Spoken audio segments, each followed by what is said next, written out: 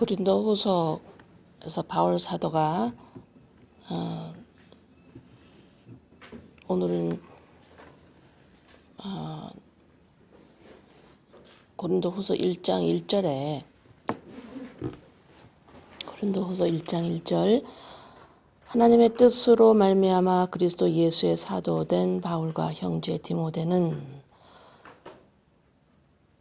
지금 여기서 시작이 하나님의 뜻으로 말미암아 그리스도 예수의 사도된 바울과 형제 디모데는 조금 예사스럽지가 않아요.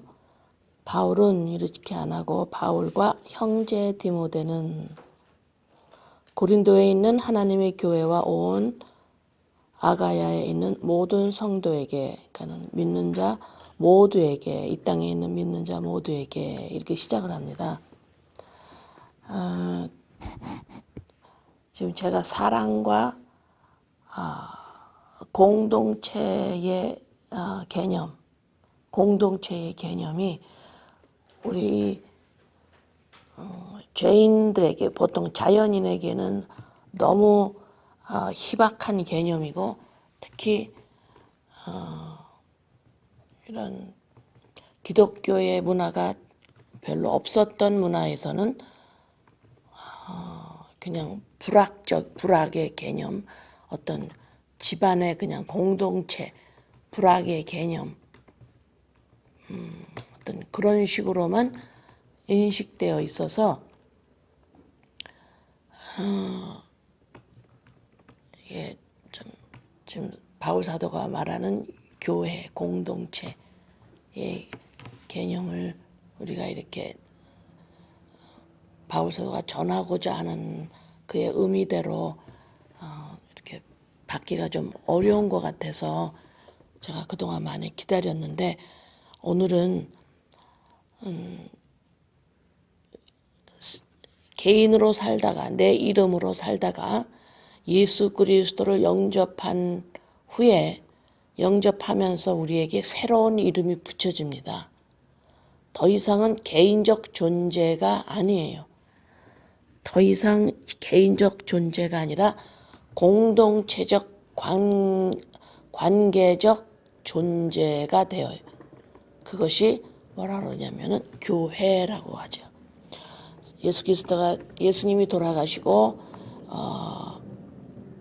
승천하신 후에 보혜사 성령을 보내어서 시작하는 것이 교회가 탄생합니다. 그래서 교회가 우리가 그냥 단순히 그냥 우리 지역교회, 그런 교회 개념이 아니고 하나님의 백성, 하나님의 자녀들의 에클레시아라고 그러죠. 불러낸 자들, 구별된 자, 거룩한 자. 자, 그냥 이렇게만 우리가 배워가지고는 아무 의미가 없어요. 다 아는 말들이고. 그래서 오늘 조금 더 이 고린도후서 1장 1절과 2장을 통해서 나누기를 원합니다.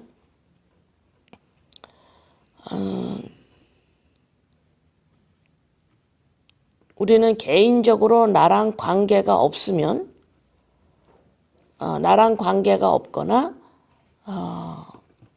내 가족이 아니면, 특히 우리 유대 민족이나 특히 한국 사람의 가족에 대한 것이 다른 민족보다 상당히 강해요, 그죠? 예.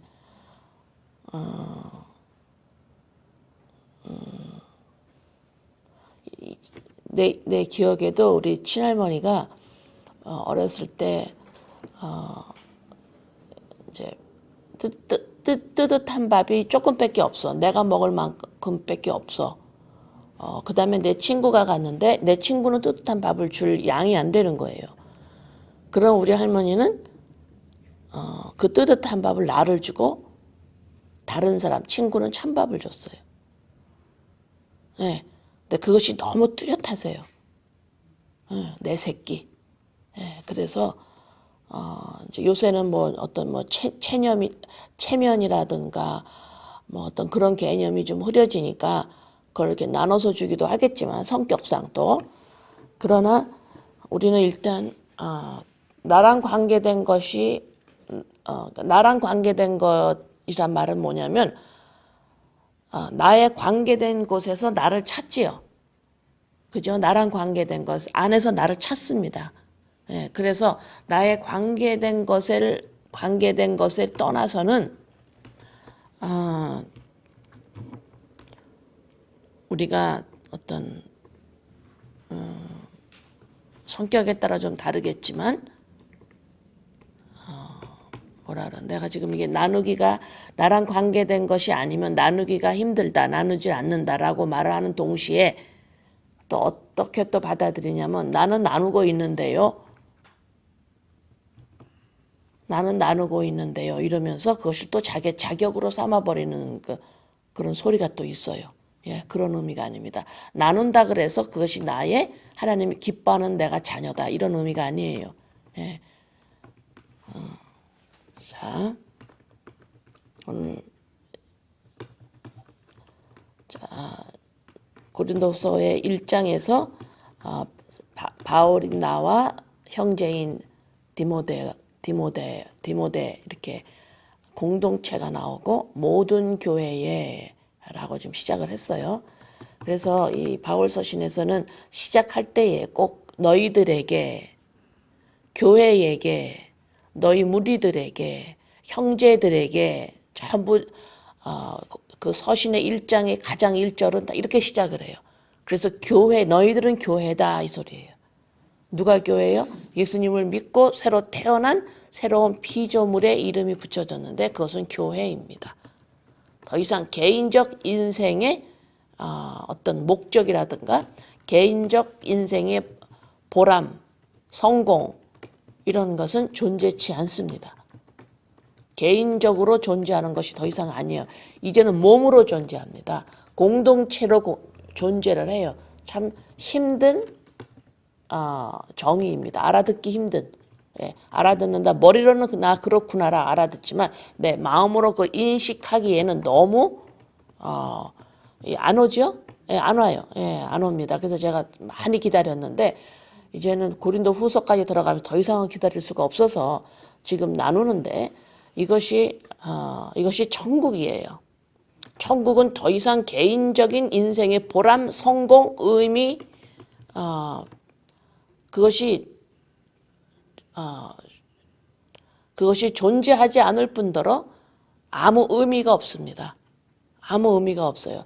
그것을 조금 희박하게나마 이 땅에서 그거를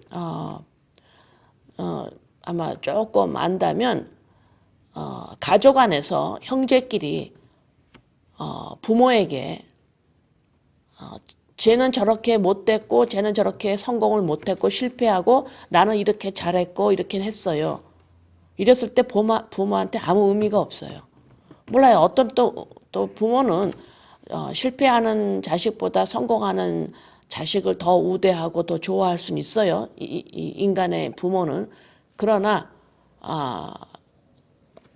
보편적으로 저 형제는 실패했고 난 성공했어요. 그래서 부모에게 나는 기쁨이 됩니다.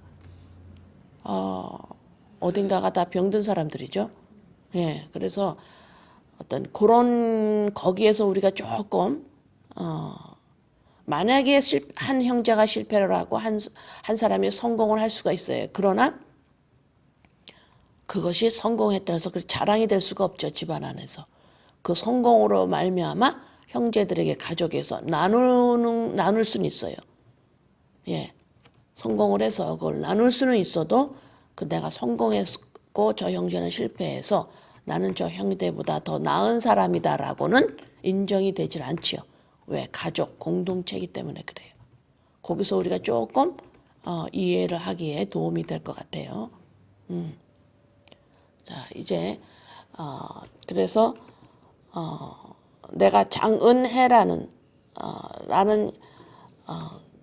이제는 그 존재의 인식이 점점 흐려지고 교회라는 인식으로 이제는 성령께서 믿는 자들을 이끌어 가십니다. 예.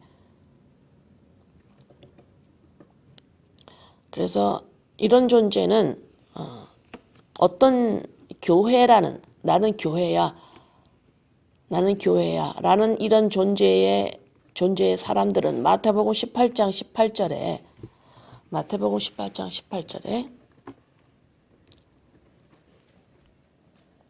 마태복음 18장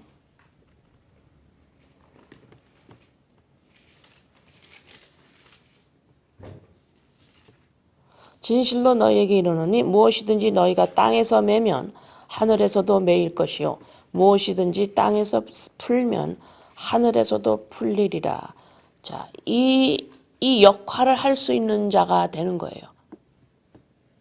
이 말씀을 내가 누구를 제가 이거는 이제 고린도후서 들어가면서 설명을 할게요. 이 말씀도 참 잘못 알고 있는 게 참 많아요 보니까. 내가 땅에서 매면 하늘에서 매이고 땅에서 풀면 하늘에서도 풀린다라는 이 말씀 기억하고 고린도후서 1장 다시 들어갑니다. 고린도후서 1장. 자, 이제 이것은 고린도후서를 통해서 또 바울 서신을 통해서 내가 개인적 존재가 더 이상은 아니고 공동체적 존재라는 공동체적 존재라는 것이 내 안에서 점점 인식되어지려면 내가 개인적으로 나의 생명을 그리스도 안에서 찾아야만 이 인식이 들어갑니다. 내가 개인적으로 나의 생명을 어디에서 찾느냐, 나를 어디에서 찾느냐. 부자 청년처럼. 그래서 부자라는 말이 거기에 청년인데 부자라는 이름이 붙은 거예요. 영생을 어떻게 얻습니까? 이렇게 덤비죠. 무엇을 하려고 그래. 이게 죄인의 습성이에요. 이게 죄인이라는 증명입니다. 내가 뭔가를 해서 나를 찾으려고 하는 거예요. 이것이 우리의 뼛속같이 우리의 마음의 깊은 곳에 인식되어져 있는 거예요. 내가 무언가를 해서 내 부족을 채워야 된다. 이런 인식이 예수님 앞에서도 영생을 얻으려면 내가 무엇을 해야 됩니까? 그랬더니 예수님이 계명을 지켜야 된다. 그랬더니 이 청년이 뭐라 그래요? 나 이렇게 다 지켰습니다. 오케이. 그랬더니 예수님이 다 팔아라 가서 소유를. 소유란 게 뭐예요? 무엇을 하나님의 법을 지켜서 내가 착한 일을 해서 내가 가진 걸 내가 많은 사람들에게 다 나누어 줌으로 그 행동으로 말미암아 나를 찾으려고 하는 이 소유, 그거로 안 된다. 다 팔아라 이 소리죠.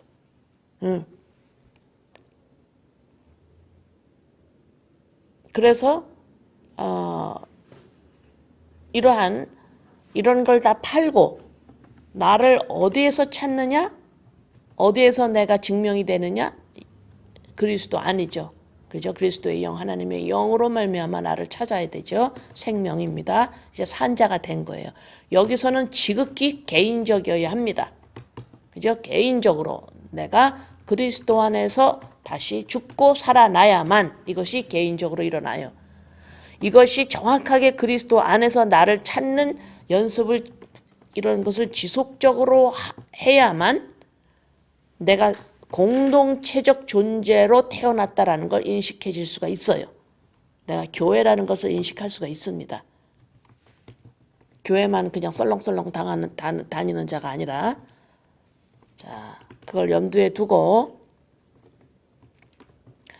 고린도후서 1장 24절. 고린도서 1장 24절. 우리가 너희 믿음을 주관하려는 것이 아니요 오직 너희 기쁨을 돕는 자가 되려 함이니 이는 너희가 믿음에 섰음이라. 상당히 중요한 말씀이에요. 여기서 지금 바울 사도가 교회에게 지금 무엇을 드러내고 있느냐면은 너희는 주관하는 자가 아니다.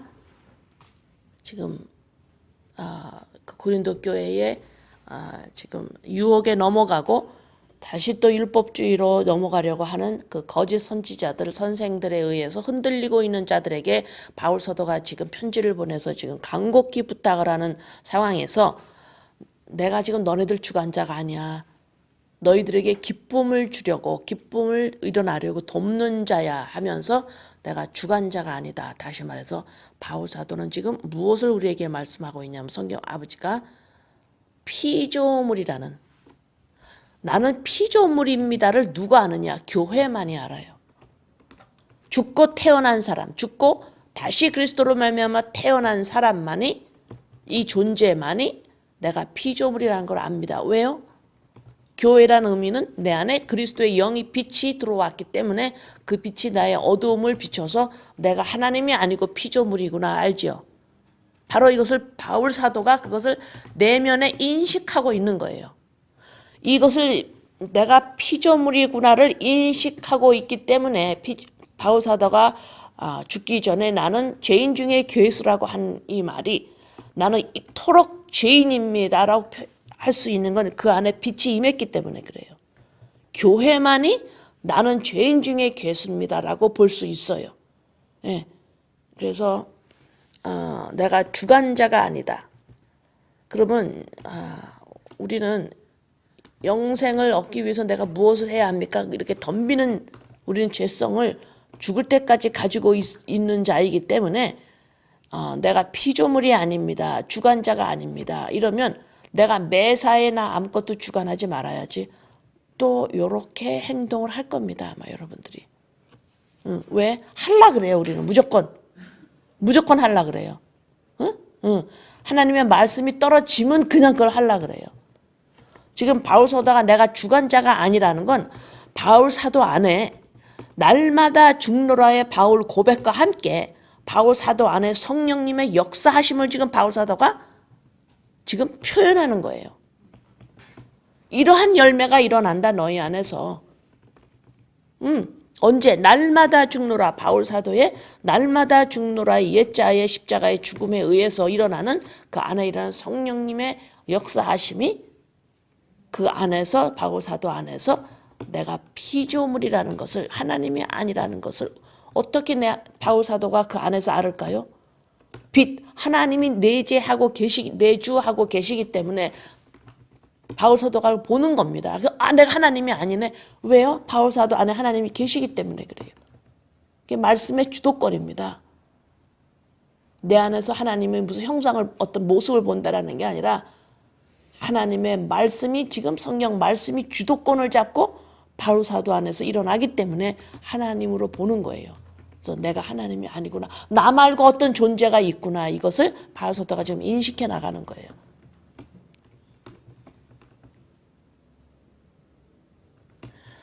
자, 이 내 안에서 내가 피조물이구나. 하나님이 계시네. 이것을 말씀의 주도권이에요. 내 안에서. 그죠? 자, 제가 한번 설명했죠. 내 안에, 마음 안에서 성령께서 움직이시는데 무엇이 움직이시냐? 66권 말씀을 봤을 때 그 말씀 안에 있는 거예요.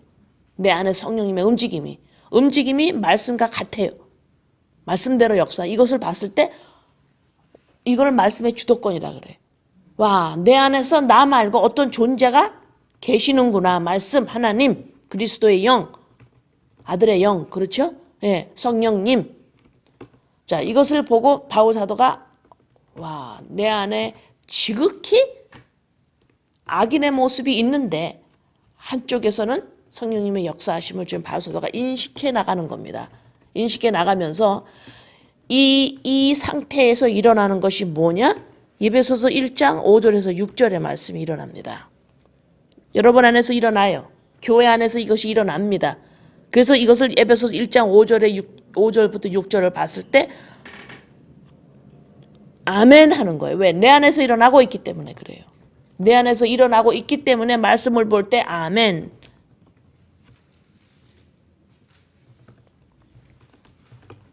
이것이 말씀이 나를 이끌어간다. 이런 표현을 씁니다. 에베소서 1장 5절 6절 기쁘신 뜻대로 우리를 예정하사 예수 그리스도로 말미암아 자기의 아들들이 되게 하셨으니 교회가 됐지요. 교회가 된 거예요.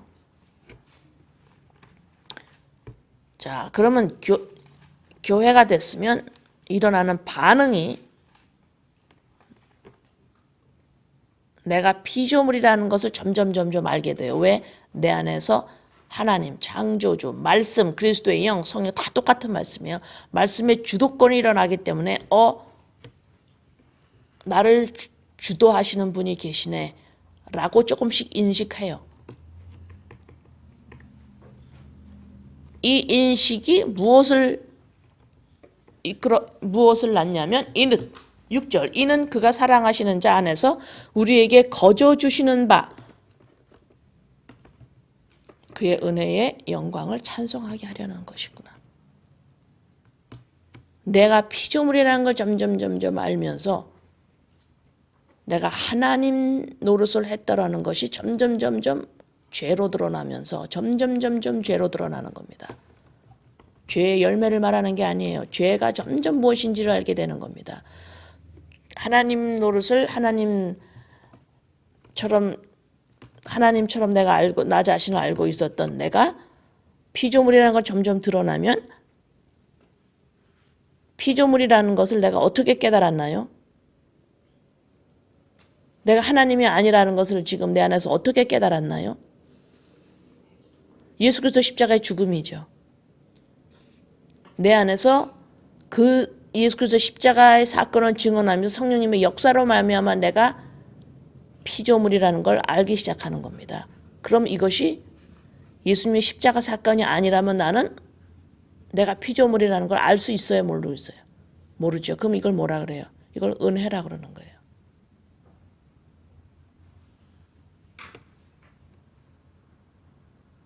이것을 내가 얼마나 하나님의 은혜를 받았는지 모른다라고 여기에서 지속적인 감사와 눈물과 복을 받았음을 점점 알게 되는 거예요. 이것이 곧 뭐예요? 예배입니다. 이래서 하나님을 아버지 감사합니다. 아버지를 이 은혜로 말미암아 찬양하는 거. 이것이 찬양이에요. 그냥 이런 것도 별로 없고 나 구원했습니다. 감사합니다. 그냥 이러고 있다가 그냥 뭐 하나님 찬양하라니까 그냥 내가 막 입으로 찬양한 그런 찬양이 아니에요. 그냥 입으로 내가 하나님을 찬양하는 이게 찬양이 아니고 이 은혜에 내가 눈이 열리는 거 이게 찬양이란 말입니다. 입으로 노래 부르는 게 찬양이 아니고 우리는 어떤 습성이 있냐면요. 전부 행동으로 해버리려고 그래요. 내가. 찬양하라 그러면 입 벌려서 찬양하려고 그러고 기도하라 그러면 그냥 내가 입 벌려서 그냥 기도하려고 그러고 좋은 일 해라 그냥 불쌍한 사람하고 뭘 나누려고 그러고 너는 피조물이다 그러면 주관 안 하려고 또 행동을 안 하려고 그러고 이런 행동을 하는 걸 보고 내가 죄인인 걸 깨달아야 돼요. 남 얄미워 할 필요가 없어요. 우리가 이런 지속적으로 합니다. 지속적으로 이 행동을 하려고 그래요. 내가 이런 행동을 계속 하는 걸 보고 내가 확실히 죄인이구나라는 걸 알아야 돼요.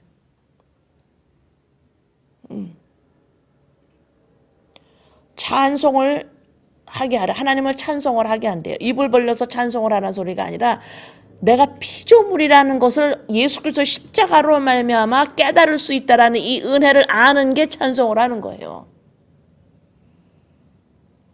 그 은혜를 아는 게 예배고. 그러니까 날마다 죽노라가 이게 예배가 되겠죠? 이게 산 제물이겠죠. 그죠? 예, 예. 이게 생활로서 너의 전체가 예배다. 바로 이런 말이잖아.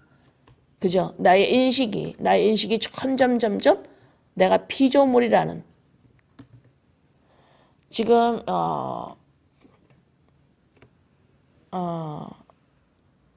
지금 여러분들과 이 말씀을 듣는 사람들 중에서 내가 전에 어떤 사람이 나를 너 이렇게 나쁜 행동했지라고 했을 때 그게 아니고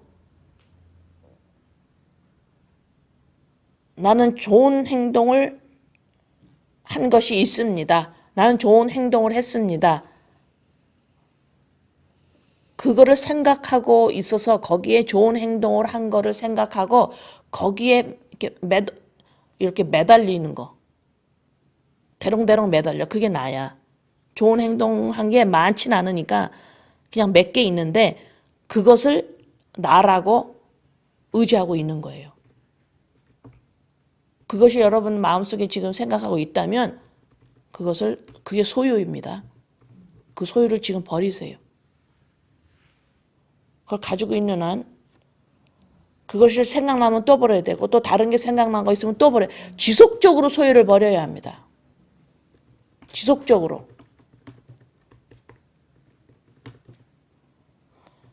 이제 66권 말씀 누가 들을 수 있나요? 바울 서신 누가 들을 수가 있나요? 교회만이 들을 수가 있습니다. 이건 교회만이 들을 수가 있어요. 세상의 사고 체제를 가지고 있으면 이 소리를 못 듣습니다. 반감을 하게 돼 있어요. 반항을 하게 돼 있습니다. 특히 바울 서신은 두 가지로 나뉘어요. 바울 서신을 들을 때에 행동으로 그냥 다 해버리든가 소유를 삼아버려요. 아무 소용없어요. 자기만 나중에 억울한 거예요. 나 이렇게 했는데 아무도 하나님조차도 알아주지 않지요. 다 팔아버리라고 그러니까. 그래서 이를 갈아버리는 거예요. 그래서 바리새인들이 이를 갈다 더 이상 가를 수가 없어서 예수님을 죽여버리는 거예요. 그 소유 버리라니까. 내가 어떻게 했는데, 내가 어떻게 힘을 기울여서 내가 그 행동을 다 했는데, 내가 안 먹고 나눴는데, 응? 내가 그렇게 참고 내가 그 사람을 안 때렸는데, 내가 이렇게 법을 지키고 내가 이렇게 시간을 막 보면서 하루에 꼬박꼬박 내가 어떻게 기도를 했는데, 더러운 것을 만지지 말라 해서 내가 안 만졌는데, 내가 얼마나 깨끗하게 살려고 노력했는데, 이렇게 할 때에 우리 주님이 이거 다 버려라. 못 버리는 거예요. 내가 어떻게 했는데 이걸 버려요? 못 버려요. 그래서 자꾸 버리라고 그러니까 예수님을 죽여버리는 거죠. 예수님이 너무 미운 거예요. 네. 그래서 여러분도 이렇게 사람들하고 생각할 때에 십자가 얘기했을 때 십자가 얘기 좀 하지 말라고 하는 사람이 있을 거예요. 십자가 얘기 좀 하지 말라고. 십자가 얘기 안 하면 뭘 어떻게 하라고. 십자가 얘기 안 하면 어떻게 하라고. 왜냐하면 십자가 얘기는 십자가에서는 다 죽기 때문에 그래요. 내 소유가 내가 지금 말한 거 알죠? 그죠? 소유가 단순히 어떤 보이는 재물 이게 아니에요. 그게 다 포함되지만 그거로 내 소유를 삼는다면, 거기 의지한다면 그거죠. 거기서 나를 찾는다면 하나님 앞에서 이 소유를 우리가 살아가면서 나이가 점점 들면서 누가? 교회가, 내가 믿는 자가 점점 나이를 점점 들면 들수록 이 소유가 점점 내 안에 많은 걸 보겠어요? 안 했어요? 점점 많은 걸 보게 됩니다. 이것이 은혜예요. 왜? 내가 이토록 죄인이었구나 하는 걸 알게 되는 겁니다. 이토록 죄인이었구나를 아는 동시에 뭐예요? 이토록 복을 받은 자구나. 예수님의 십자가 사건이 딱 버티고 있으니까 내가 아무리 큰 죄를 내놔도, 내가 아무리 많은 소유가 있어, 또 소유가 없는 줄 알았는데 또 나왔었어요. 또 나와요. 내가 이토록 토럴리 전체적으로 나는 죄인이구나. 이거를 점점 깨달아가는 것이 점점 큰 은혜로 들어가는 거예요. 근데 이러한 66권의 말씀과 이러한 바울 사도의 서신, 이런 서신들을 지속적으로 우리가 들으려면은 세상의 인본주의 사고 체제를 가지고는 이 말씀을 들을 수가 없습니다. 네, 갈려버려요. 어떻게 갈려요? 한 부류는 말하는 족적으로 그냥 다 행동을 해버리려고 그러고 아무 쓸데 없어요. 한쪽은 뭐예요? 더 이상 못 듣겠다. 내가 화가 나서. 더 이상 내가 화가 나서 못 듣겠다. 이렇게 두 부류로 갈려요. 그래서 바울 사도가 이 바울 서신의 첫 번째, 에베소서, 고린도서, 갈라디아서 어느 서신이든 가장 첫 1장 1절에는 너희들에게, 성도들에게, 형제들에게, 교회들에게 하면서 우리의 정체를, 너희들은 이제 개인적인 존재가 아니고 공동체적 존재다라고 1장 1절에서 밝혀요. 이런 자만이 이 말씀을 들을 수 있다라는 거예요. 아시겠어요? 네, 그래서 이거는 하나님이 바울 사도를 통해서 누구에게? 교회에게. 다시 말해서 공동체적 나 자신, 존재, 공동체적 존재라고 하는 존재만 존재들에게 이 지금 바울 서신 이 말씀을 하는 거예요.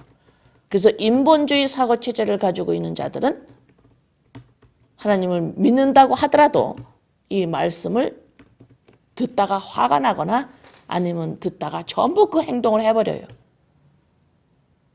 예. 그래서 여러분들이 이제 계속 고린도 전후서와 에베소서 들어가고 바울서신을 쭉 할 때 여러분들 안에서 화가 일어나거나 나는 못하겠어 하고 화가 일어나거나 그냥 나 이것도 해야지 이거 했대 말 나오는 그냥 그것대로 그냥 막 행동을 하려고 하나 이 두 가지 형상이 일어나면은 여러분이 서로가 나누세요. 나는 이런 행동이 나온다라고 나누면서 그런 행동이 왜 나와요?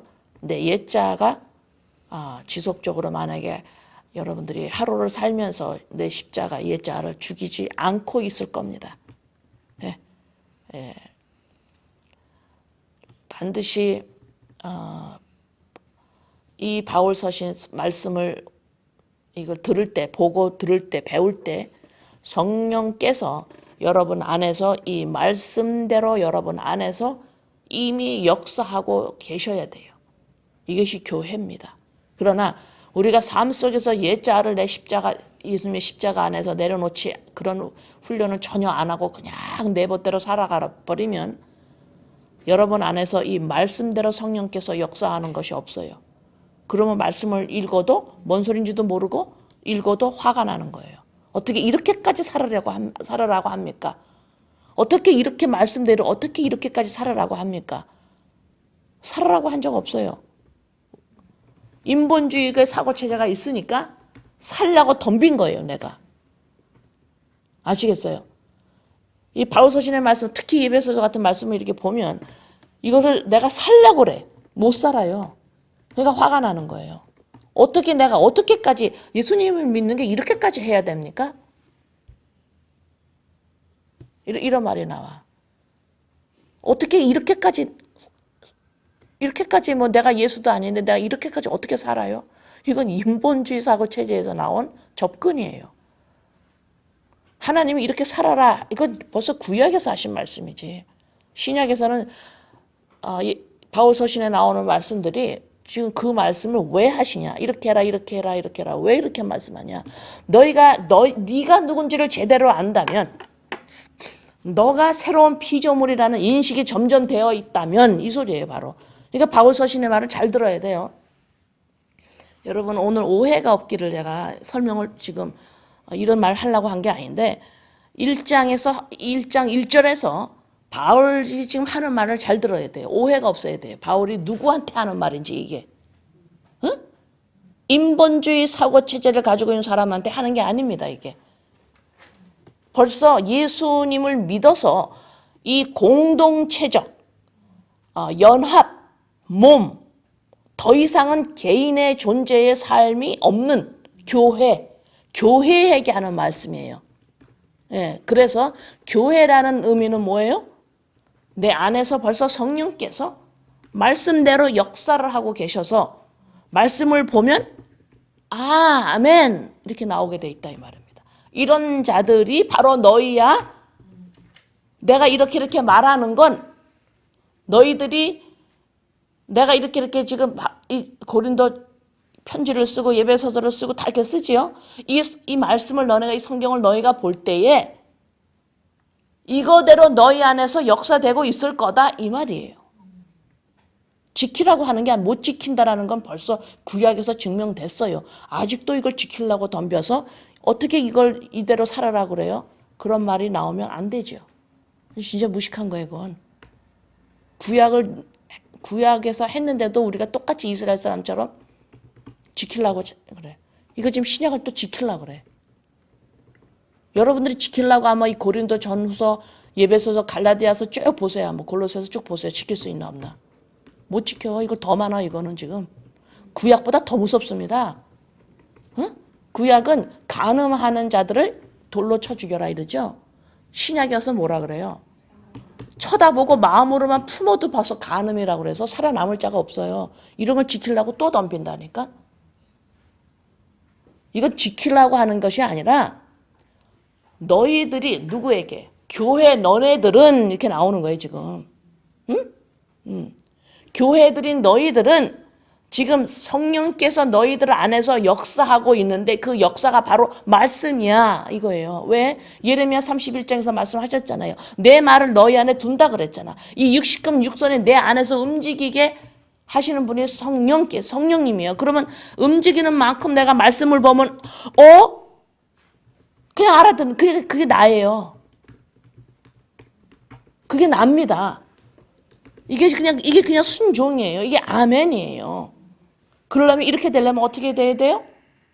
옛자가 반드시 내 안에서 날마다 죽노라가 되지 않으면 이건 일어나지를 않아요. 날마다 죽노라 안 하면서 말씀이 무슨 뜻이지? 그걸 네가 연구해서 어떻게 알아? 이건 숨겨져 있는 비밀인데 이건 그리스도 안에 숨겨져 있는 비밀이거든. 이걸 감춘 자가 드러내야 돼요. 감춘 자가 드러내야 돼요. 그래서 여러분이 이 바울 서신을 쭉 이제 해 나갈 때에 그런 반감이 생기거나 내가 어떻게 이렇게까지 살아야 되라고 생각이 들어오거나 아니면 행동을 또 막 하려고 하는 이 두 가지 현상이 일어날 때는 여러분의 자신의 매일 삶을 체크를 하세요. 옛자 날마다 죽이지 않고 어떻게 살았어요? 내가 잘한 행동에 의지하고 지속적으로 거기에 의지하고 살고 있을 겁니다. 그래서 행동을 잘못한 사람들을 손가락으로 푹 찔러보세요. 어떻게 반응이 나오나.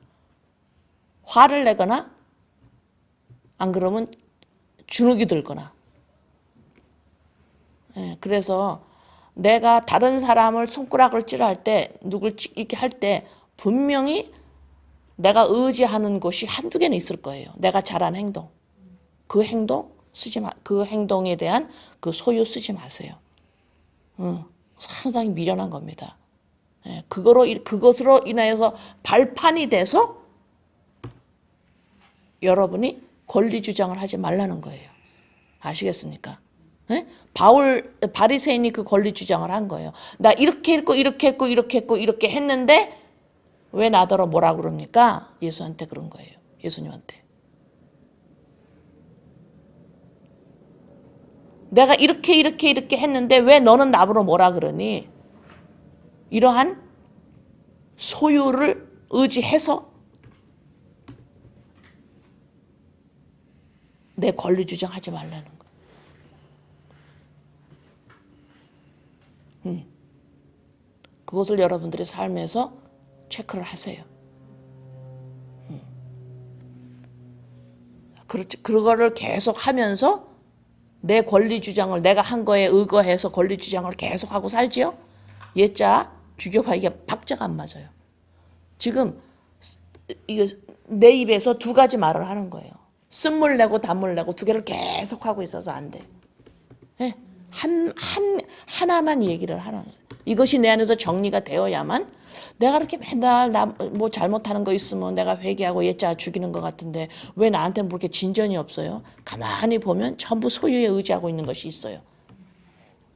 내가 잘한 거 행동에 의해서 내 권리 주장을 하는 게 나온다 이 말입니다. 그것이 나오면서 내가 오늘도 회개했어요. 진전이 없어요.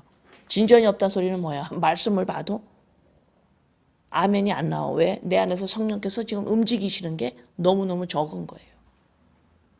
내 안에서 말씀화가 안 돼요. 그런 말씀을 봐도 뭔 소리인지 모르고 말씀과 하나라고 알 수가 없습니다. 아멘이 안 나와요. 그냥 말씀 그러면요. 예수님이 뭐라고 그냥 말씀하시는 것대로 그냥 지키려고 그러고 못 지키는 건 실망을 해버리죠. 내가 이것까지 어떻게 해요? 지키라고 하는 게 아니에요. 아시겠어요? 그래서 피조물이라는 의미는 뭐예요? 피조물이라는 의미는 내가 그냥 아무것도 아니고 그냥 수동적으로 살아야지. 요것도 또 하나님처럼 사는 거야 이거. 요것도. 그냥 나 수동적으로 있어야지, 능동적으로 있어야지 이 말이 아니에요.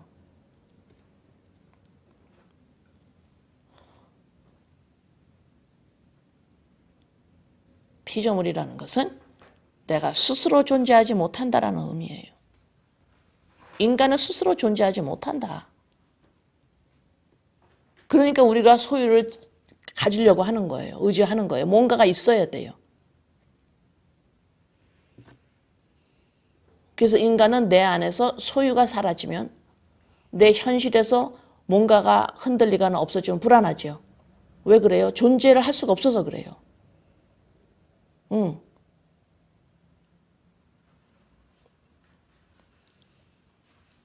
그런 우리들이 피조물이라는 것을 그리스도 안에서 점점 알으면 하나님의 그리스도의 영으로 말미암아 내가 존재하는구나. 이것이 내가 피조물이구나라는 걸 깨닫는 거죠. 이 깨닫는 순간이 뭐라 그랬어요? 곧 찬송이에요. 이 깨닫는 거, 이것이 찬송입니다. 내가 입으로 찬송하는 게 찬송이 아니고 물론 그 들어가겠죠. 그 다음에 입이 열리겠죠. 그죠? 자, 이 자체가 찬송이고 이 자체가 예배예요. 네. 그래서 고린도후서 1장 마지막 절 24절 상당히 중요한 거예요. 내가 피조물이라는 것을 깨닫는 인식되어지는 상태입니다. 지금 바울 사도 상당히 중요한 말씀을 하셨어요. 자, 이제 고린도후서 1장이 내가 이제는 개인적인 성공을 향해서 가는 존재가 더 이상 아니고 이제는 교회다. 그랬죠? 이걸 다시 말해서 우리는 거룩한 자입니다. 구별된 자. 지금 고린도서 1장에서 우리를 교회다. 너네는 거룩한 자다. 구별됐다. 어디서부터 우리가 구별된 자예요?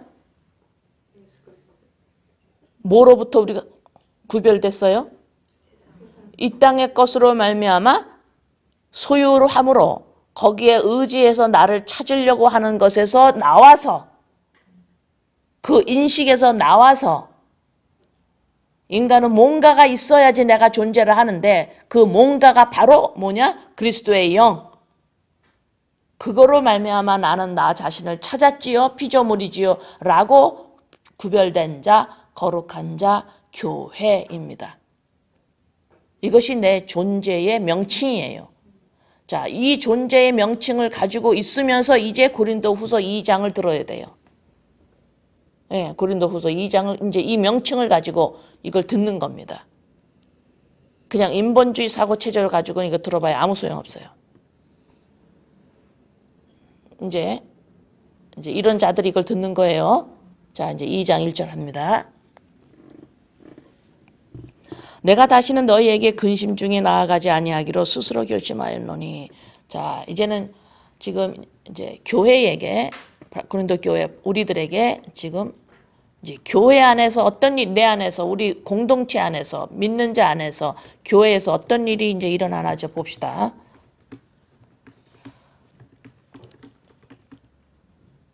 너희 지금 바울 사도가 고린도 교회를 향해서 근심해, 근심. 왜 근심을 할까요? 이들이 율법주의로 또 빠져나가고 유혹에 또 들고 거짓 선지자 교사들이 들어와서 이들을 또 혼미케 합니다. 아니야, 너가 행동을 해야 돼. 너는 할 수 있어. 또 인본을 부추겨요. 또 뭔가를 소유케 하십니다. 소유케 합니다. 죄를 지어요. 얘들이 또 죄를 짓는 거예요. 그래서 지금 근심을 해요. 바울 사도가. 그러면서 2절에 내가 너희를 근심하게 한다면 내가 너희를 근심하게 한다면 내가 근심하게 한 자밖에 나를 기쁘게 할 자가 누구냐. 한국말 참 힘드네. 이거 어렵네. 이거 그냥 쭉 읽어가지고 뭔 소리인지 모르겠죠.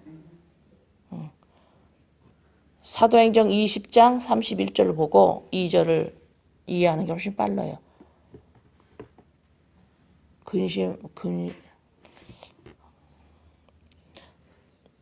사도행전 20장 31절.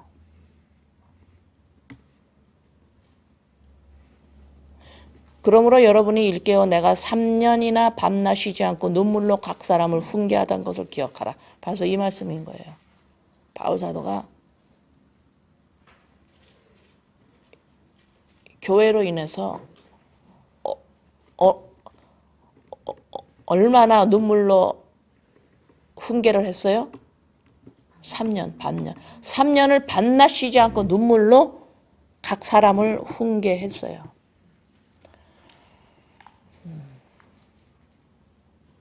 각 사람을 훈계하던 것을 기억하라.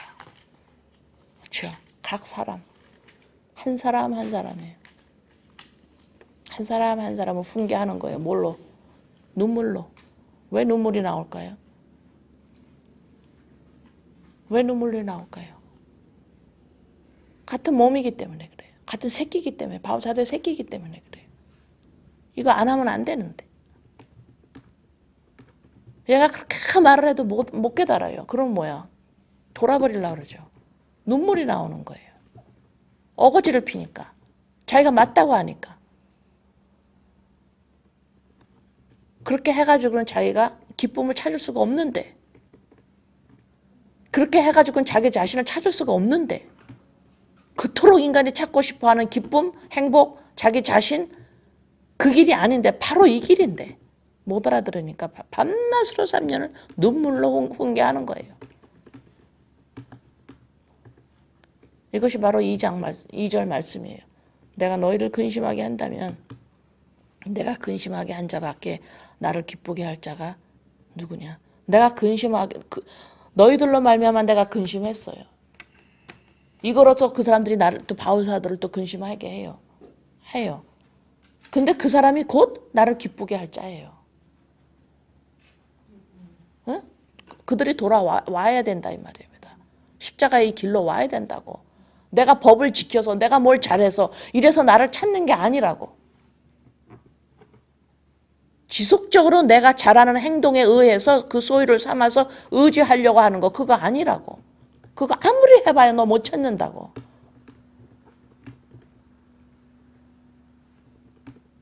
(3절) 내가 이같이 쓴 것은 내가 갈 때에 마땅히 나를 기쁘게 할 자로부터 도리어 근심을 얻을까 염려하며. 내가 마땅히 너희들로부터 기쁨을 얻어야 되는데 어떻게 기쁨을 얻을까요? 잘하고 있으니까. 바울 사도가 고린도 교회 교인들을 보고 그들이 잘하고 있으면 기쁜 거예요. 뭘 잘해요? 십자가의 복음을 제대로 알고 있단 말. 다시 말해 너네 자신을 그리스도 안에서 찾았구나. 더 이상 법을 지키고 뭘 잘하는 행동을 하고 뭘 잘해가지고 또 자기를 찾으려고 하는 거. 너는 이제 그거 안 하는구나. 이제는 율법에서 너네가 나왔구나. 이것이 그거를 볼 때에 바울 사도가 기쁘거든. 다시 읽습니다. 내가 이같이 쓴 것은 내가 갈 때에 마땅히 나를 기쁘게 할 자로부터 도리어 근심을 얻을까 염려하며 또 너희 모두에 대한 나의 기쁨이 너희 모두의 기쁨인 줄 확신함이로다. 내가 이렇게 쓰는 건 내가 너희들한테 가서 너희를 볼 때에 내가 기쁨을 얻고 이렇게 근심하지 않으려고 근심하고 염려하지 않으려고 지금 이렇게 쓰는데 너희 모두에 대한 기쁨이고 이거 너희들이 전부 기뻐할 이거다 바로 이렇게 해야 되는 거야 이거야 이러면서 진리를 지금 바울 사도가 편지로 지금 기가 막힌 심정으로 쓰는 거예요. 여러분 이 심정을 조금이라도 알려면 예수님은 이 심정을 가진 게 아니라 그분은 우리한테 기대하는 게 없으니까 죽어버린 거죠. 예수님은 우리한테 속상한 게 아니에요. 그냥 죽어버리는 거예요. 속상해서 될 일이 아니에요. 언제부터 속상한 줄 알아요? 바울부터 속상해요. 예수님의 제자부터가 속상한 거예요. 그때부터는. 예수님은 속상하지 않아. 속상한 게 아니에요. 그래서 의연하게 사신 거예요. 내가 너희들로부터 속상할 게 아니에요. 죽어야 돼요. 예수님은. 우리한테 바랄 게 아니야. 죽으려고 오신 거기 때문에 어머 예수님이 나를 보면 속상하겠어요. No. 속상해서 될 일이 아니에요. 죽어야 돼요. 예수님은. 그러나 우리를 보고 누가 속상해요? 예수님의 십자가를 믿은 사람한테 속상한 거예요. 왜? 못 알아듣고 있으니까. 어? 십자가가 있는데 이렇게 했는데 야 봐라. 구약을 봐라. 구약을 못하지 않았냐고. 하나님의 법을 다 못 지키지 않냐고. 안 되지 않냐고 너네들. 그러니까 해결책이 어땠어요? 죽었잖아요. 죽었는데 왜 또 그래? 라고 이제 근심이 생기기 시작하는 겁니다. 이제 제자들, 이제 사도가.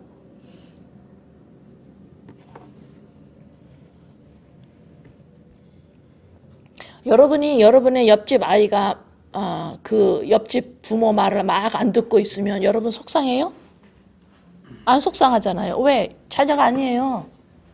근데 여러분들이 속상할 때 왜 속상합니까? 여러분의 식구들이 여러분의 말을 못 알아듣거나 안 듣거나 귀를 기울이지 않대 속상하죠. 마찬가지예요 지금. 예수님은 우리한테 속상한 게 아니에요. 죽어요. 속상해서 될 일이 아니에요. 죽어요. 문제 해결을 해버리십니다. 에?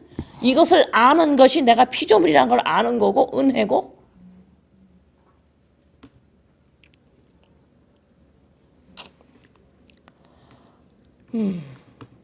이거 속상한 건 뭐예요? 이렇게 했는데 이제는 재물이 와서 다 해결을 했는데 왜 너네들은 재물이 온 걸 인정 안 하고 왜 또 너 자신을 네가 챙기려고 하느냐? 네 인생 왜 네가 또 챙기려고 하느냐? 계속해서 네 인생 성공을 향해서 밖에 갈 줄 모르니 왜 바울 사도가에서 돌아버리는 거죠.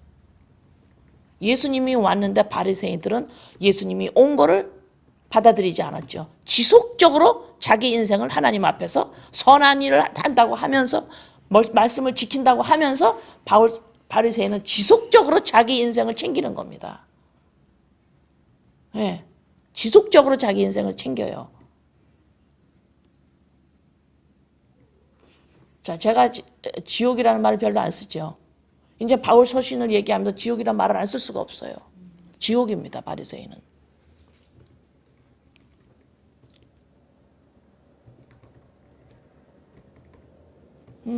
지속적으로 자기 인생에 소유를 계속 만들어내는 거예요. 좋은 행동, 뭐 한 거 계속해서 거기에 의지해서 나를 찾으니까. 말씀을 깨닫고 이 십자가 옛자를 죽이고 만약에 여러분 식구 중에 옛자를 죽이지 않고 말씀을 못 깨닫고 인본주의로 막 살아가요. 근데 여러분이 그 사람하고 관계 속에서 여러분이 옛자를 죽이는 거를 의지하고 그걸 소유를 삼아서 그 사람보다 조금 올라가거나 그 사람을 판단 정지로 들어가면 여러분들은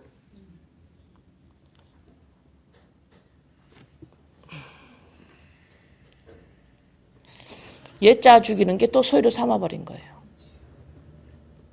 옛자 죽이는 거 또 소유로 삼아버린 거예요. 내가 또 이렇게 소유로 삼아버리는구나. 이거를 여러분 자신을 볼 때 어때요? 나는 죄인이었었구나를 또 깨달으라 이 말입니다. 나 언제 변해? 뭘 변해긴. 뭘 변해요?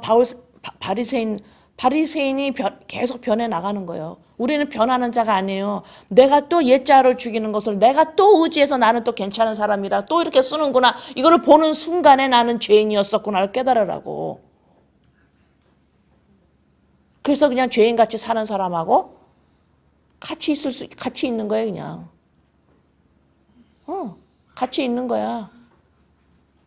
같이 있는다는 소리가 너랑 나랑 똑같아 이 소리가 아니라 정죄 판정 안 들어간다고. 어떻게 해서든지 그 사람을 누군가를 눌러서 내가 쓰려고 하는 이 습성. 응? 누굴 누르긴 눌러야 되는데 돈도 없어. 내가 뭐 그렇게 잘 살지도 않았어. 근데 뭐야? 와우 살다 보니까 옛자 죽이는 거에서 또 배워가지고 응? 이거 가지고 그 사람을 눌러버리려고 그러는 거지. 그런 것이 어디서 일어나? 그것이 가족에서 일어나요. 옆에 사람들한테 뭘 그렇게 관심이 있었다고 안 해요. 가족 안에서.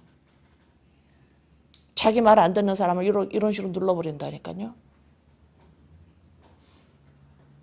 그거는 지금 십자가를 전하고 싶은 마음이 아니에요. 그럼 벌써 예수님이 아세요. 네. 가족 안에서 저 인간이 나를 알아주지 않으니까 하는 행동이에요, 바로. 네. 자식이 나를 엄마로 똑바로 안 알아주고 나를 무시하는 것 같고 부부간에가 있고 이것이 그래서 그런 거지. 진짜로 진짜 복음이 만약에 저들한테 들어간다 그러면, 그걸 한다 그러면 근심이죠. 밤낮으로 원하는 게 그것밖에 없죠. 정죄 판단이 나갈 수가 없습니다. 그러니까 바울사도가 뭐라 그래요? 그들을 아버지 구원하지 않으면 나를 지옥 보내세요. 이런 말이 나가는 거예요. 아시겠어요? 여러분의 삶 속에서 잘 보세요. 그래서 여러분의 삶 속에서 뭘 보냐면 잘 보면서 내가 죄인이었었구나를 자꾸 볼 줄 알아야 돼요. 그래야 얼마나 복을 받은 사람인지를 안다니까. 나 이런 것도 잘했고요. 나 이것도 잘하고 있고요. 계속해서 해보세요. 은혜를 몰라요. 복을 받은 자인지 모른다니까 내가.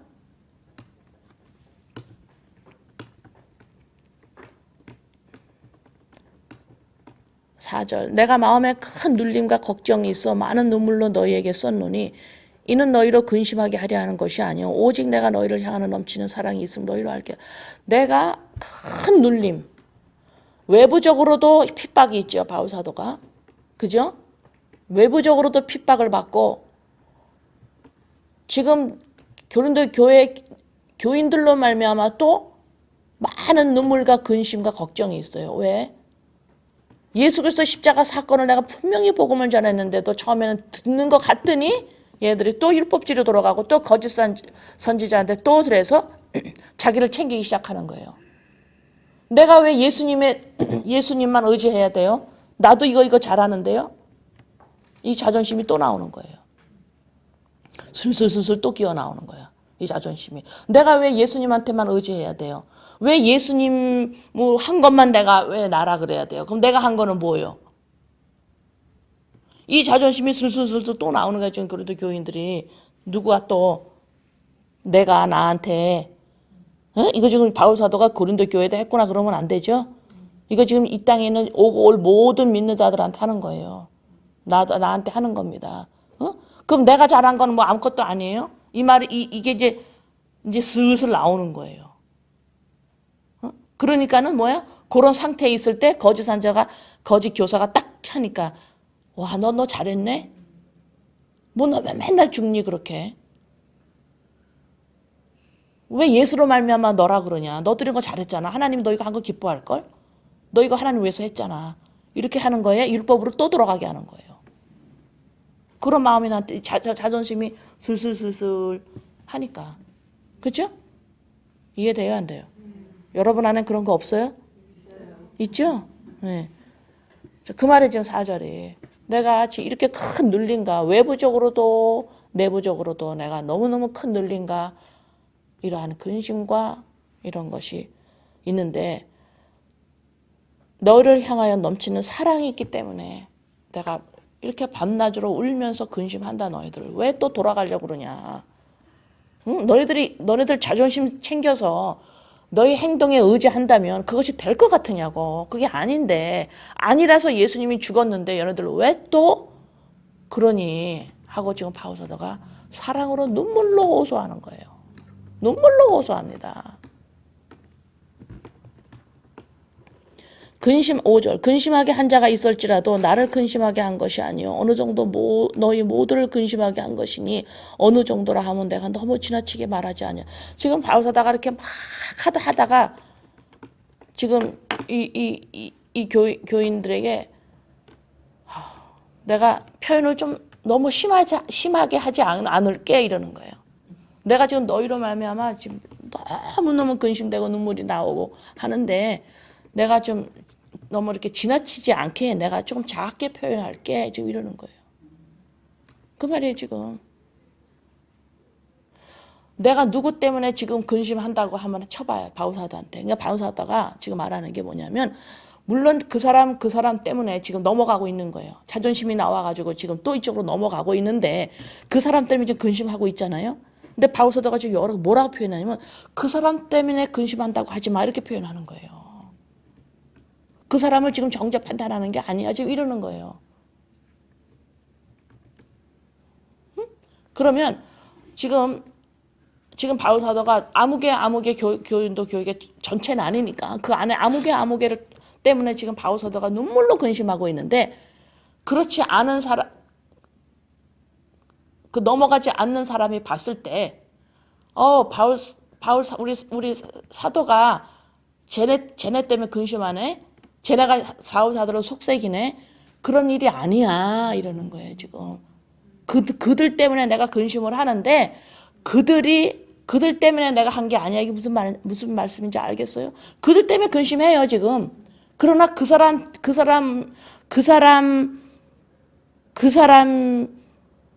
근심한 게 아니야 이러는 거. 이게 무슨 말인지 알겠어요? 지금 사람을 정죄하지 않는다라는 의미예요. 걔가 지금 그 사람이 깨닫지 못하는 그거로 말미암아 근심하는 거야. 너 어떻게 달라 그러니? 너 여기서 자존심 찾아가지고는 안 되는 거야. 너 왜 그래? 그 사람을 지금 뭐라 그러는 게 아니에요. 그 깨닫지 못하는 그것 때문에 너가 그러면은 너가 찾는 너 자신이라든가 너가 찾는 그 평안 행복 잘 되는 거 너 그 길이 아니고 바로 이 길인데 너 어떡하려 그러니? 이걸 내가 지금 말하는데 내가 표현을 좀 작게 할게. 너무 내가 가지고 있는 근심대로 다 해버리면 너네들이 또 오히려 나 때문에 근심하겠다 이래요. 아비의 마음이에요. 네?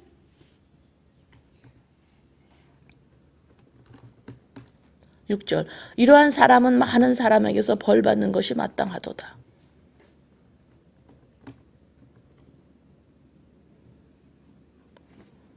정확하게 써있죠.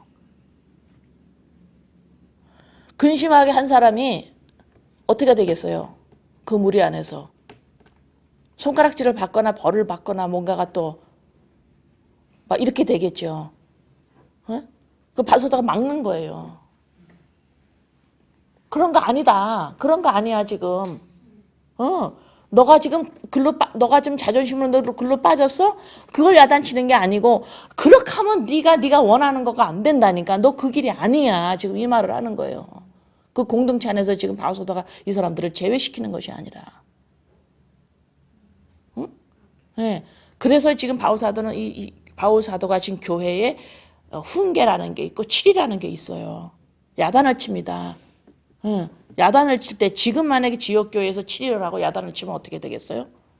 별로 치리도 야단도 안 치지만 요새는. 왜? 교회 나갈까 봐. 그렇죠. 그런 게 이 바울 사도는 그것을 엄격하게 교회에서 가르치셨어요. 그건 내가 또 그게 어떤 의미인지 할게요. 7절 그런즉 너희는 차라리 그를 용서하고 위로할 것이니 그가 너무 많은 근심의 장기가 두려워하나. 자 여기서부터 이제 교회가 뭔지를 드러내십니다. 저 바울 사도가. 자 지금 율법주의로 빠지려고 그러거나 지금 도덕윤리제를 짓고 있는 이 바울 또 고린도 교회의 교인들 중에서 지금 바울 사도가 이제 그것을 지금 잘 보세요. 지금 교회 안에 지금 고린도 교회 안에 우리 안에 뭐가 드러나요? 죄가 드러나야만 합니다. 나나 누구나 물론 행동으로 지금 도덕윤리제를 짓고 있는 사람이 지금 고린도 교회 안에 있어요. 지금 우리 안에도 우리 교회 안에도 이 땅에 있는 믿는 자 아들 안에도 지금 도덕윤리제를 짓고 있는 사람들이 분명히 있습니다. 마음으로 짓든 행동으로 짓든 지어요. 그리고 율법주의로 안으로 또 빠지고 또 자기 소유를 만들어서 내 좋은 행동에 의지해서 또 살아가는 사람이 분명히 이 두 가지 현상이 지금 교회 안에 믿는 자들이 일어나고 있어요. 자, 이것을 보라는 겁니다. 지금 바울 사도는 봐라. 드러난다. 봐라. 이거 감추면 안 돼요. 이걸 드러내야 돼요. 드러낼 줄 알아야 돼요. 죄의 열매들을 드러낼 줄 알아야 됩니다. 지금 그것을 드러내므로 바울 사도는 근심하는 거예요. 자, 이 죄를 도덕윤리제가 교회 안에서 마음으로나 행동으로 짓는 것을 드러내야 됩니다. 이것을 드러내는데 뭐가 사용되고 있어요? 이 죄가 드러내야 돼요.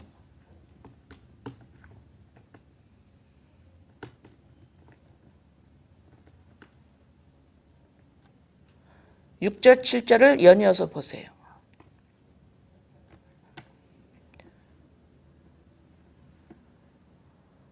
교회 안에서 마음으로든지 율법적으로 빠지든지 도덕윤리죄를 지어준 사람들이 죄를 지면 어떻게 해요? 벌을 받지요. 벌을 받아요. 돌로 쳐서 죽여요. 율법은. 그런데 예수님의 십자가의 사건으로 말미암아 용서, 누가 용서를 받나요? 회개하는 사람이죠. 회개한다라는 소리는 회개하니까 용서해 줄게 이런 의미가 아니고, 회개라는 것은 어머 이것은 지금 내가 죄인이었었군요. 죄인이었었군요. 라고 그것을 사용하는 거예요.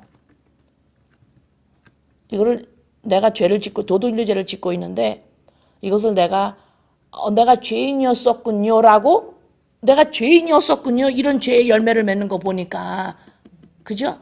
도둑윤리죄를 왜 져요? 내가 나의 인생을 살으려고 하면, 나를 이 세상에서 내가 살면서 나를 찾으려고 하면 나오는 건 전부 도둑윤리죄입니다. 예. 그러면 이것을 봤을 때 와 내가 죄인이었었군요. 이걸 누가 깨달을 수가 있을까요? 교회만이 깨달을 수가 있는 거예요. 그죠? 인본주의에서 이걸 못 깨달아요. 어머 내가 이 죄를 졌네 하고 누가 만약에 권면이나 책망을 했을 때 어때요? 나만 짓냐? 라고 시인을 안 하든가 가려버리죠. 왜? 인본주의에 서 있으니까.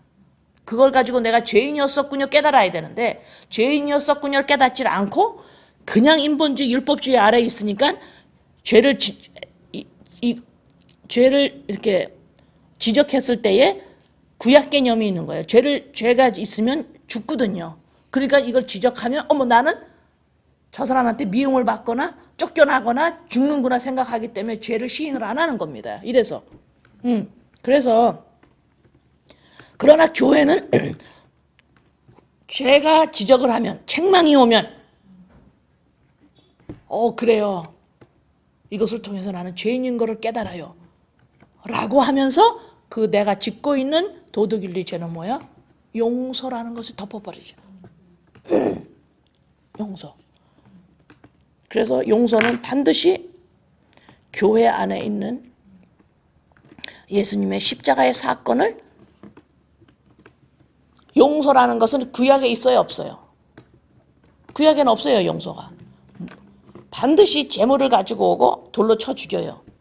그렇지만 서로 용서해라 이 소리는 뭐예요? 예수님의 십자가 사건이 왔군요 라고 하는 증언이에요. 용서란 건. 이제는 율법 세다가 종말, 이제는 이것이 끝났군요. 그래서 세례 요한이 마지막 선지자인 거예요. 구약이 우리에서는 끝났고 이제는 신약으로 들어오는 거지.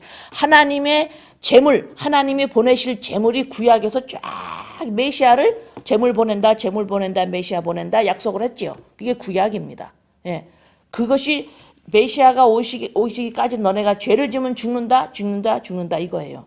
자, 이것이 예수님이 오시면서 이것이 끝났다라는 소리예요. 끝났다는 소리가 뭐예요? 재물이 왔어 이 소리예요. 재물이 왔으니까 이 재물을 받아들이는 자는 살겠고, 이것으로 재물로 말미암아 살은 사람이 더 이상 무엇을 버려야 돼요? 이제는 옛자 율법주의 사고체제, 인본주의 사고체제를 버려야만 되지. 왜? 이제는 그것이 끝났고 예수님을 받아들였다며. 그럼 이거 버려야 될 게 아니에요. 그러니까 날마다 죽노라가 바로 이거예요. 왜 날마다 죽노라 그래? 제발 좀 알아라. 뻐청거리지 말고 그렇게. 그 뻐청거리려면 아예 가든가 다시 구약으로. 구약으로 간다는 소리가 뭐예요? 재물이 아직 안 온 겁니다. 계속 기다리면 돼요. 그럼 메시아를. 그러면은 옛자 죽이지 않아도 돼요. 사고체제 안 바꿔도 됩니다. 그러나 예수님의 십자가 사건 받아들였다며. 토끼를 양쪽에 다 받아들여. 십자가에서 죽어서 예수님도 받아들여야 될 것 같아. 천국 간다니까. 그럼 예수님 십자가 날 위해 돌아가셨으면 이것도 해. 근데 뭐 자기 자존심도 또 세우고 싶어. 나 이것도 했고요, 이것도 하고 싶어. 이거 두 개 못 한다니까. 이것도 하고 싶고 저것도 하고 싶고 다 하고 싶은 거예요. 안 돼 이래가지고는.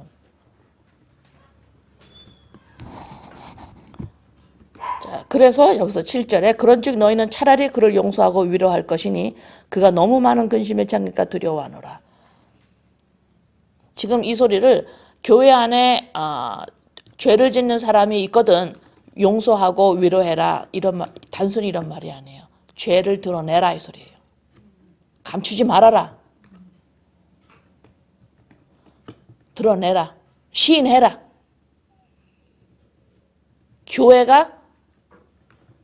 교회가 믿는 자가 예수님을 영접한 자가 이제는 피조물이라는 걸 인식하는 자가 이제 해야 되는 일이 뭐야? 내 안에서 죄를 감추지 않는 겁니다. 죄의 열매들을. 이것이 교회가 할 일이에요.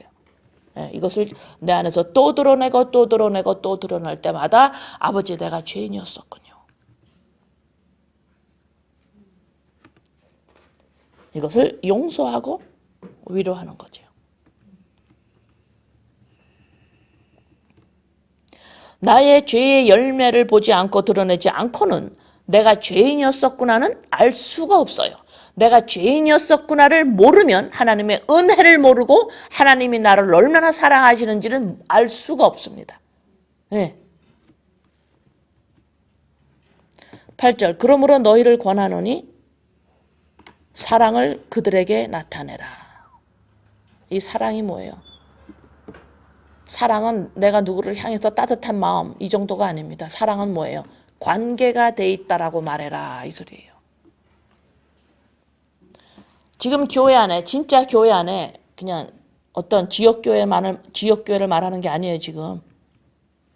네? 지역교회 안에는 예수님을 믿지 않는 자들도 있어요. 그러니까 여기서 지금 제가 지금 말하는 교회라는 건 뭐냐 믿는 자 말을 말하는 겁니다. 이들 안에 서로가 사랑을 나타내라 이 소리가 뭐야? 너네는 서로가 관계에 있다라고 알아라 이 소리예요. 너네들은 한 몸이라는 걸 알아라. 더 이상은 개인적인 인생의 목적 추구가 없는 겁니다. 근데 살다 보니까 어떤 사람이 성공을 했어요. 그럼 너무 좋지요. 그 성공한 것으로 뭐예요? 나누는 거예요. 그게 뭔지는 몰라도. 서로가 나누는 겁니다. 응? 내가 저 사람보다 성공해서 나 이게 아니라는 겁니다. 이래서 서로 사랑을 나타내라 이 소리는 너네들이 이제는 너네 교회다라는 걸 서로가 알아라. 관계적인 존재가 되었다라는 걸 알아라. 더 이상 개인의 존재 이거 제가 계속 말해요 지금. 인식하기가 힘들어요. 그렇지만 그냥 알아두세요. 네. 여기서 끝내야 되나요? 1시간 했나요?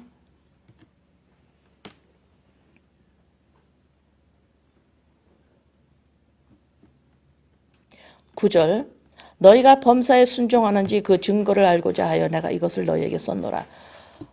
범사에 순종하는지.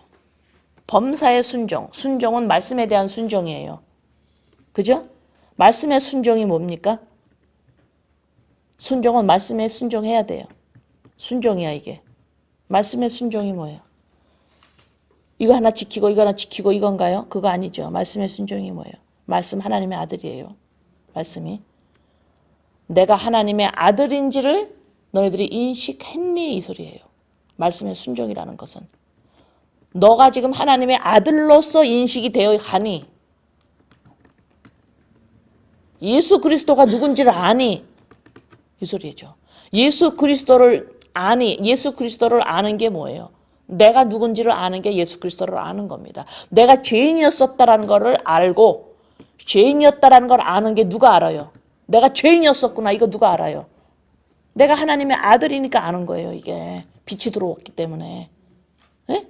예, 그래서 너희들이 무슨 일이든지 너희가 범사에 순종하는지 어느 현실 앞에서도 어느 상황 앞에서도 어느 너가 연관된 그 현실이 어떤 모습이었든지 거기에서 네가 하나님의 아들이라고 너가 설 수 있니? 이러는 거죠.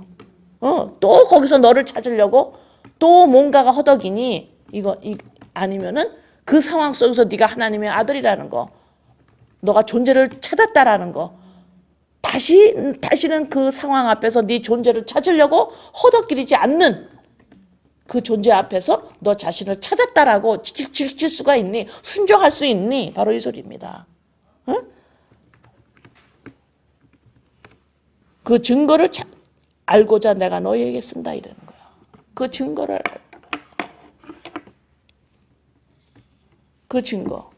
너희 안에서 너희가 진짜 하나님의 아들이라는 것을 제대로 알고 있으면 나오는 게 뭐예요?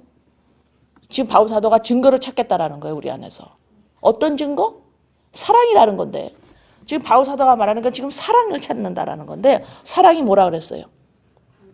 관계적인 존재구나, 우리가 믿는 자는.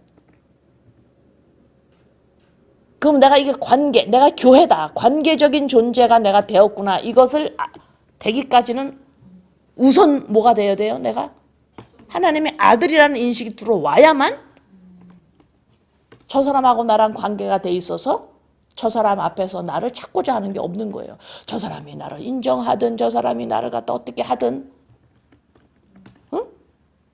상관이 없어요. 조금 이렇게 하다가 말아버려요. 왜? 나 자신을 찾았으니까. 근데 그 사람하고 지속적으로 계속 뭘 하려고 그러면 뭐예요? 나 자신을 그리스도 안에서 찾은 게 아니고 사람 안에서 나를 계속해서 사람의 인정으로 말미암아 나를 찾으려고 하지요. 그것을 그만둔 자가 곧 이제는 더 이상 사람 안에서 나를 찾으려고 하는 게 없기 때문에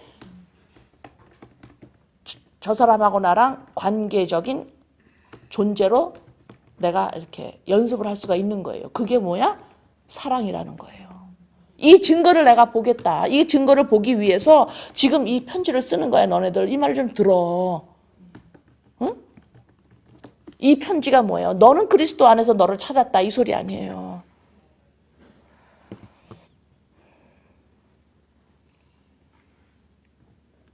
자, 여기까지 제가 할게요. 짧아서 내가 오늘 다 하려고 그랬는데 너무 많아지네 또. 아시겠습니까? 아시겠습니까? 자, 고린도 후서 1장에 뭐라 그랬어요? 고린도 후서 1장 딱 생각하면 뭐예요? 우리는 거룩한 구별된 자다. 교회다. 교회다.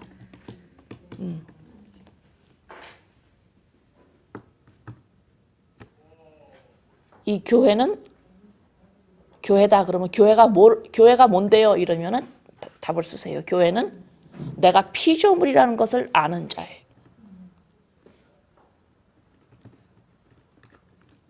피조물이라는 걸 안다는 소리는 뭐예요? 하나님이 계시다라는 것을 내 안에서 인식되어 가기 시작하죠. 뭐로? 말씀으로. 말씀이 점점 내 안에서 움직이는 거예요. 그래서 어떤 열매가 나오느냐? 말씀을 볼 때 아멘 하고 하나로 내 안에서 움직이는 것과 말씀과 하나가 되는 것을 아멘으로 알기 시작을 해요.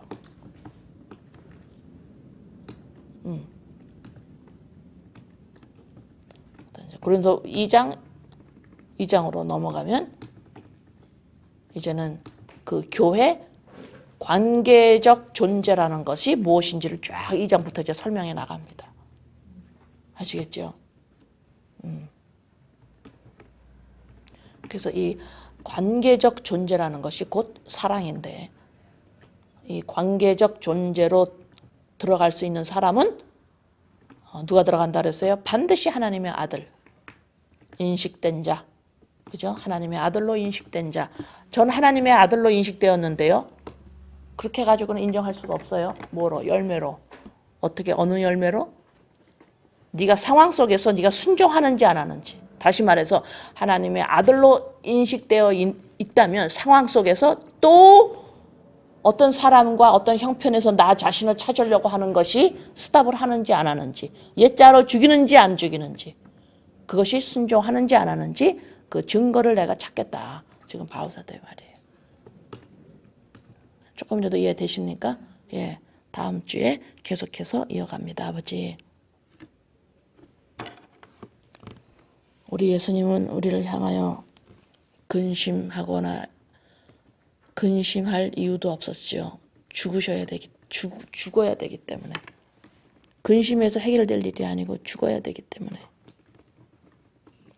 그러나 바울 사도 예수님의 제자는 이제부터 근심하기 시작합니다. 구약에서 메시아를 보내겠다고 누차 하나님이 예언하셔서 드디어 이제는 예수님이 와서 오셨다. 구약이 끝납니다. 예수님을 받아들였다면 이제는 구약적 사고방식을 내가 옛자로 십자가에 못 박아야 하는데